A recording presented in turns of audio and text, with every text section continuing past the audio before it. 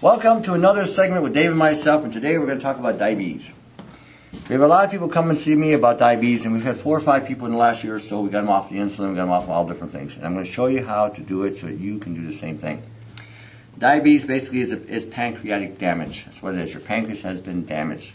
Now they'll give you insulin, they'll give you all these other things, but they're not dealing with the issue, and that issue is your pancreas is damaged, and you have to fix it. If you don't fix it, you're always going to be perpetuating drugs. And this is something that the medical field does not address. When they address you for thyroid, they do not test for iodine, they test for T4, T3. T4 and T3 deficiency is a tyrosine deficiency, not an iodine deficiency.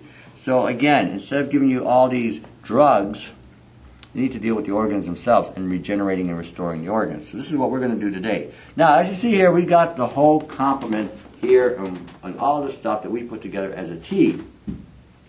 I'm going to give you 2 supplements. L-carnitine and alpha-lipoic acid. Okay?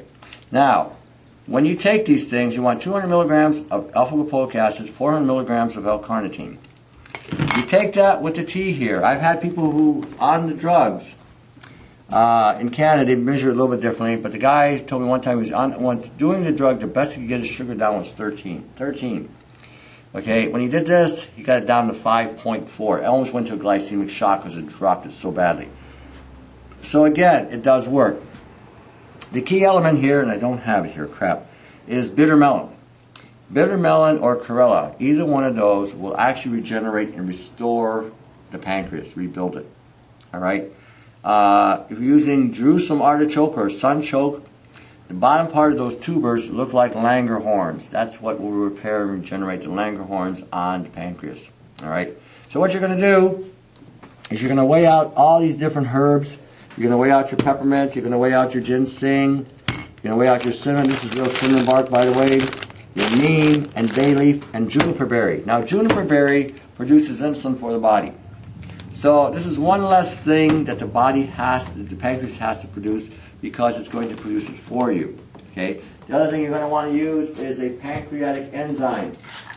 Okay. It says pancreatin on it. Now, if it doesn't give you a USP or an FCC measurement, if it gives you a milligram measurement, leave it alone.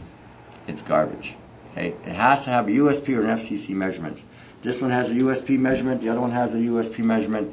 Those are the ones used. The reason why using a pancreatic enzyme is to take the load off the pancreas in producing the enzymes required to break down your proteins, your carbs, or your fats.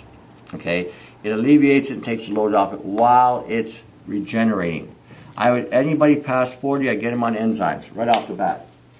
Of all the supplements I will give anybody, enzymes is number 1. Anything else is secondary. Without the enzymes, you cannot trigger anything. You cannot trigger antioxidants. You cannot trigger the protein assimilation. You can't produce any carbohydrate breakdown, fat utilization, nothing. Hormones won't work without enzymes. So enzymes are key. Basically, again, take equal portions of your ginseng, clove, cinnamon bark, which also helps regulate the sugars in your body, so does the clove, neem, bay leaf, which also regulates insulin, and peppermint, and bitter melon. Put them in equal portions, okay? Put them in a slow cooker and let them cook at the lowest setting for 2 or 3 days. Wow. Then strain it.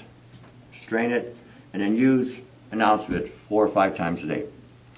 The key magic number to a lot of these remedies is 4 or 5. I found that anything less than that isn't substantial enough to make any difference.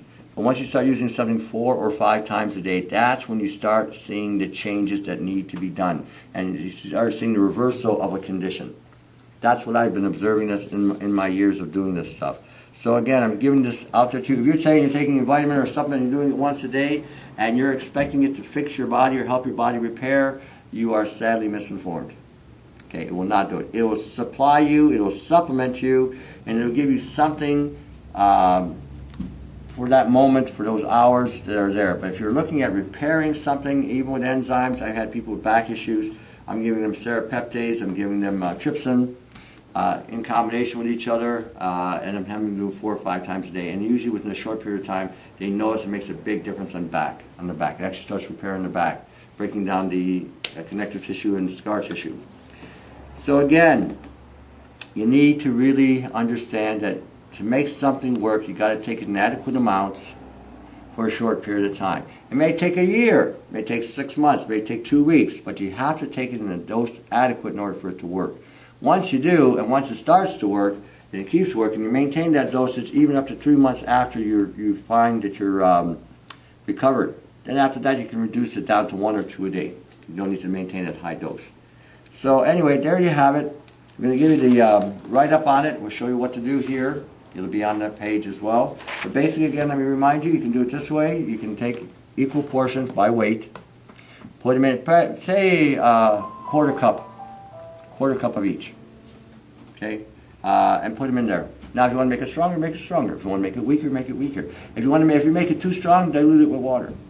Now, the other thing you can do if you want, you can take each one of these individual components and extract it in alcohol, in each one.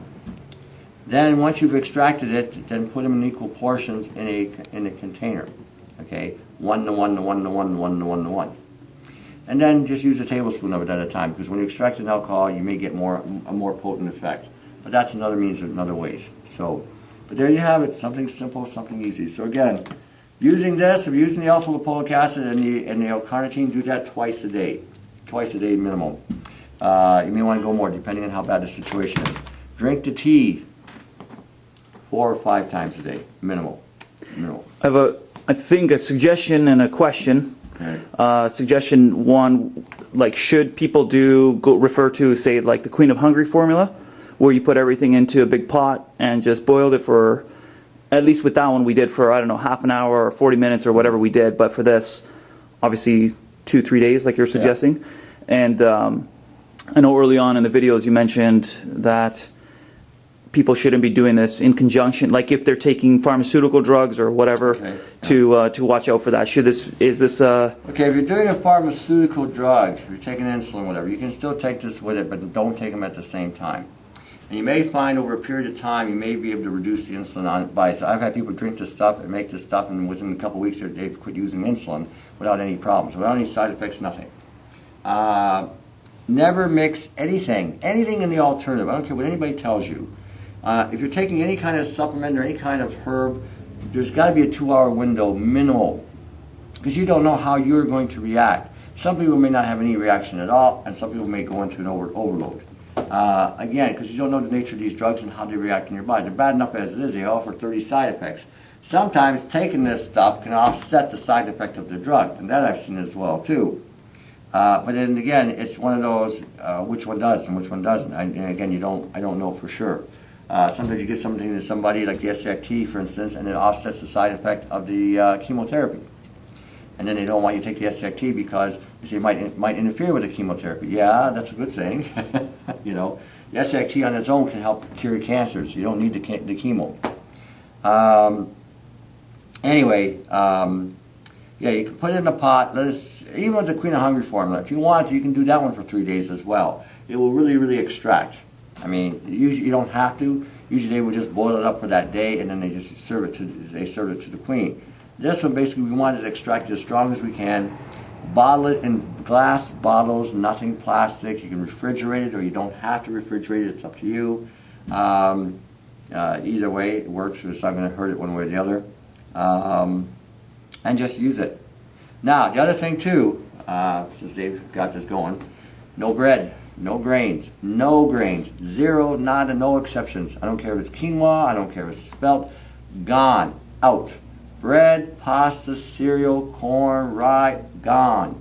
All of it. It's all genetically engineered, it's feeding on you. When you eat this stuff, you're not breaking it down, it's actually feeding on your body. We did this before. That's what happens when you eat the grains today, okay? It is literally feeding on your stomach.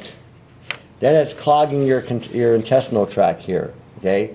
This is why you don't eat this stuff. This is why you have a pancreatic problem to begin with, because your body is trying to regulate or produce sugar because you need the energy to break this stuff down. And you can't break it down. It starts to proliferate and grow in you. So all the grains are gone. Soy is gone. Anybody that tells you that there's any merit to soy is pounding salt. They really don't know what they're talking about.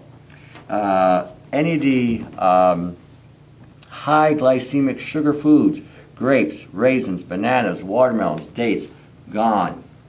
They are no longer even part of your vocabulary. Anything that has to do with molasses, processed sugar, brown sugar, gone. Pasteurized honey, agave, gone. It's all gone. Corn syrup, gone. This is not, should not be in your system at all.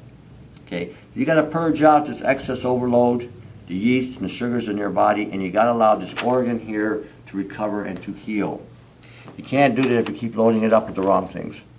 All right. So again, this is one reason why I tell you what I tell you. This plasticizes in your colon. What happens is it breaks the colon down, and then there's an enzyme. There's a bacterial culture in the colon that separates the toxins from the outside body. But once that's broken down and stuff leaks through the colon, it goes right now back into the heart, into the other organs, causing more stress and duress on your insides. Okay, you're not told this, but that's the reality. This is what goes on. So you need to leave that stuff alone. And it's imperative that you do, or else these remedies will not work, or they will work very nominally. So again, that's part of the criteria. You got to watch what you're eating. You can eat meat, you can eat poultry, you can eat lamb, you can eat chicken, you can eat duck, goose, you can have cottage cheese, yogurt, as long as they're with fat. You can have any kind of fats like cream, coconut oil, olive oil, macadamia nut oil, pumpkin seed oil, sunflower oil, sesame seed oil, almond oil. You can have fruit like apples, peaches, plums, pears, citrus fruits. Peel everything you eat. Peel all of it. You can have berries, wash them with peroxide or GSE. You can have sprouts. You can have nuts. You can have seeds. There's lots of things you can eat. Okay. Don't eat any pork. Pork has got high levels of sugar. Shouldn't be consuming it anyway. I know I'm going to hear flack on that one. But anyway, leave it alone. Just leave it alone. Cereals, do not give your kids cereals. Okay, do not need cereals. In the morning when your kids get up, give them an egg, give them meat, give them chicken, give them fish. Other cultures in the world feed these things to their kids, and their kids are healthy and alert all day, smart, intelligent. You give them cereal, all of a sudden they got a sugar rush, they got all this insulin popping all over the place, and you're starting to break down their pancreas before they get a chance in life. So leave the cereals alone. Give them real food. Give them an egg. Give them yogurt. Give them kefir. These are things they should be eating. All right. Until the next segment to your healthy.